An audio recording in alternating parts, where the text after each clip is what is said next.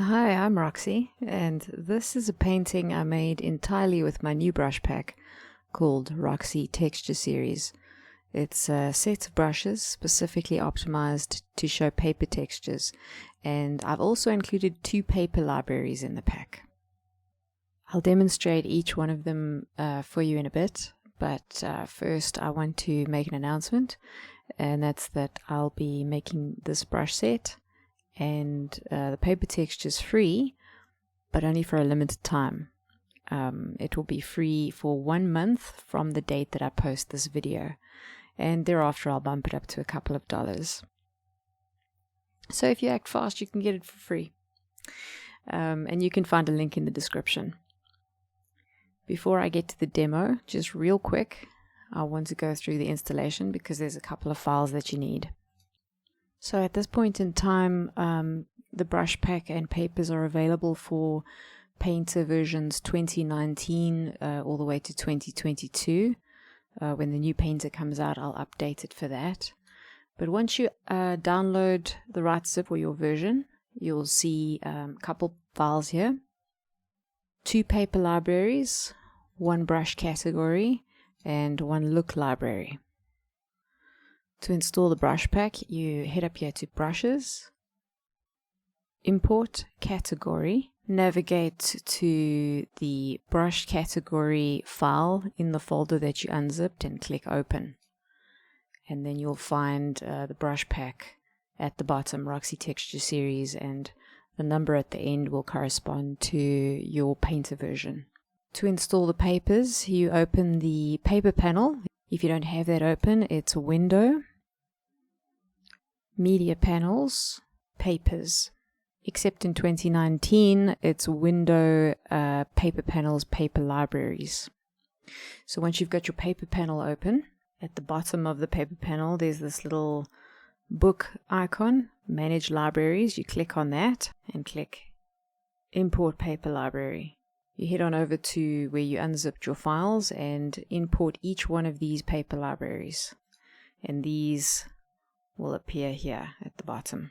Lastly, you need to open your Look Library panel. That's a window, Media Panels, Looks. Once you've got your Look Library open, head on here to this icon with the downward facing arrow, Import Look Library. Let me just move this up a little so you can see. Here we go, Import Look Library, and open the Look Library, and that'll appear here. Again, RXY Texture Series, and then the number will be your Corel Painter version. So first, let me give you a quick overview of the papers. Bit of a graphical thing there, there we go. So this is a quick preview of all the paper library, or both paper libraries. I previously gave away the papers in the first library as loose papers. I gave that away for free on Gumroad. But I've included them here as a bonus, and Library 2 is brand new and created specifically for this pack. I find it to be a nice variety of neat and grungy, but you can also get some very different results by playing around with these 2 toggles under grain, random grain rotation, random grain position, as well as adjusting the angle, scale, contrast and brightness, and either inverting or not inverting the paper. I'll show you what I mean as I go through the brushes. So the bulk of the painting on the left here was done with this brush, angled brush, and it was done with Roxy Woven Loose Texture in Paper Library 2. I actually have a brush look associated with this, so you can just click on this and it'll automatically set it up exactly.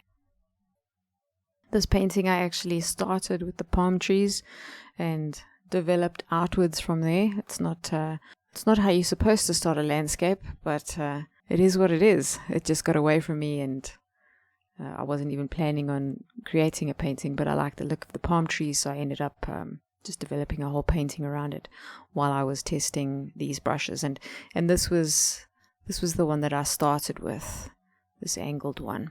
If I zoom into the high-res version here, you can actually see quite nicely how that texture is coming through. So it's a pressure sensitive brush. If you brush lightly over the canvas, then that Hessian-like texture comes through quite strong. But if you press firmly, you'll get a flat, opaque look.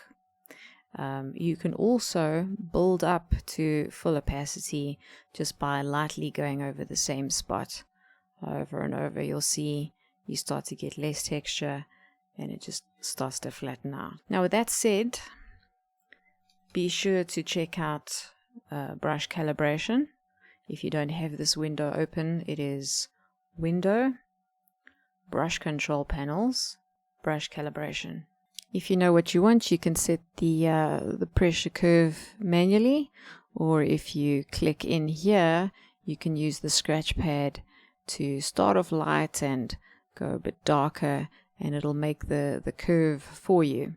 So if you set up your brush calibration right for each brush, it's just going to feel so much better for you. So that when you press light, it comes in as you expect it to, and when you press dark, it also comes in as expected. So you don't have to go and burn out your nibs pressing hard unnecessarily, or maybe even the opacity is coming in too strong too soon. So this is where you'd set that, and it's different for everyone. So I mentioned that I set this up as a brush look, and if you're interested in mastering brush looks and creating your own brush looks, I do have a tutorial on that. But just to briefly show you what's special about this one, it's using a specific paper grain. I've set it to 120% scale. I upped the contrast and I set the angle to 15 degrees. So it doesn't matter what I do elsewhere in the program. If I click on this brush look, it's always going to go back to those exact settings for this brush. So I'll quickly go through the rest of the brushes. The first one is called Roxy Sketch Pencil. I actually have a brush look for this too included. It's called Roxy TX Sketcher. You'll see it selects that brush. It selects this curly texture, which is, I believe, this one here. Inverted at 40% scale, and what that does is it kind of gives just the right amount of grunginess when you press light, so it kind of looks like a pencil, and as you press harder it gets thicker and more opaque. It's very nice to play around with. This next one is just a good classic round brush. It's very similar to what I gave away in my essential brush pack, but this one is configured especially for paper textures, so whatever texture you want loaded on here, it should work really well. I'll just grab a different texture to show you. So again, it's like the angled brush. You press hard, it goes opaque, light, it's soft, and you can also build up to full opacity. Next one is a softer variation. You'll see the edges a little fuzzier.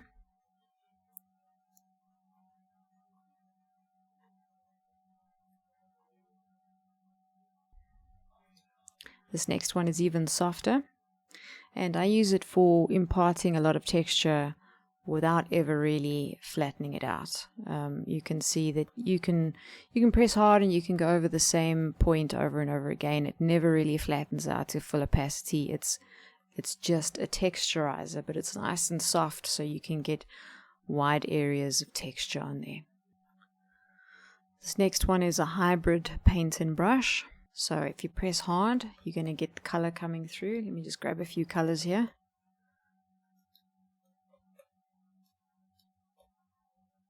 And if you press soft, you're going to get like a little bit of a texture and a little bit of blending going on.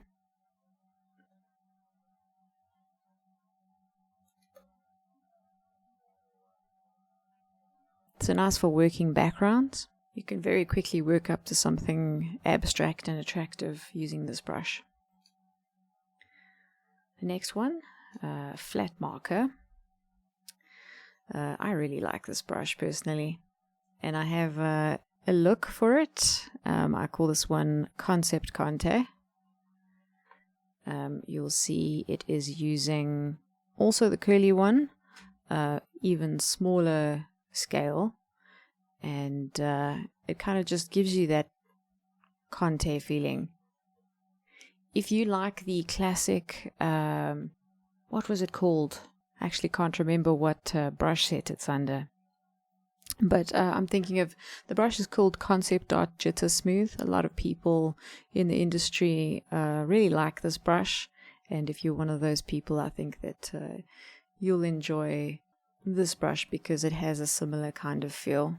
By the way, if anyone from Corel is watching, having a search in this section would be awesome, so that you can find a brush amongst this plethora of brush packs. I'm sure that would be a winner. So yeah, so this has got it's got a nice flat edge, nice and sharp. And the next one is kind of a softer variation. And let's see, was it this one? Yes. So I do have a brush look for that. It's kind of like just a basic nice square brush. Then we've got chalk pastel. This is the dab is diamond shaped, and it gives a nice taper. So I have a brush look here, Roxy Digi stroke, which I quite like. But I think it could also make a really good pencil brush. If you grab one of these scratchy looking textures, set the scale to small, get a very different look. Okay, next one is angled. I showed you angled in the beginning. This one I call Roxy Finger Paint because it reminded me of a smudgy finger. It's got the same properties as the round brush, but gives a bit more character because it's not perfectly round, so you can get a little bit more expression in your strokes. Bristly brush is, as its name, it's nicer for a more traditional look. It's like a dry brush kind of technique. Scratcher is for making scrape marks. If I zoom in there, you'll see better. You'll see it kind of looks like a gouge.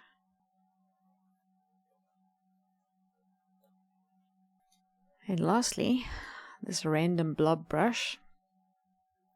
This brush, I actually kind of showcased it in my rock painting tutorial, where I showed how to use the chaos method. This was this exact brush, and don't have to just, use it for rocks. You could work up some nice clouds using this brush. You could also use it for foliage.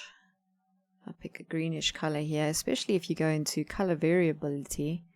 Pump up the H slider here, which means you'll get some hue variability. It's not going to be straight up greens coming through. You'll get a little bit of yellowy greens, a little bit of bluey greens, just for that difference in what we'd find in nature. Not everything is flat color. Grab a lighter color with the sunny bits, darker color for the bottom of the bush, and you can see the possibilities. There's a lot you can do. What else haven't I gone through here? I've got this this brush look, and it's quite interesting. What it is it's this pinstripe texture. If I take off random grain position, it's literally just a pinstripe, but because I added random grain position, it gives this kind of corrugated iron look. I don't know if there's a practical use for this brush, not gonna lie, but I just really like the look of it. And you know what, if you find a cool use for it, let me know in the comments. That would be awesome. What else? Dot fog. Kind of more of a digital look, like if you're going to make some cartoons, if you're going to make some comics, some manga stuff, maybe this could come in useful.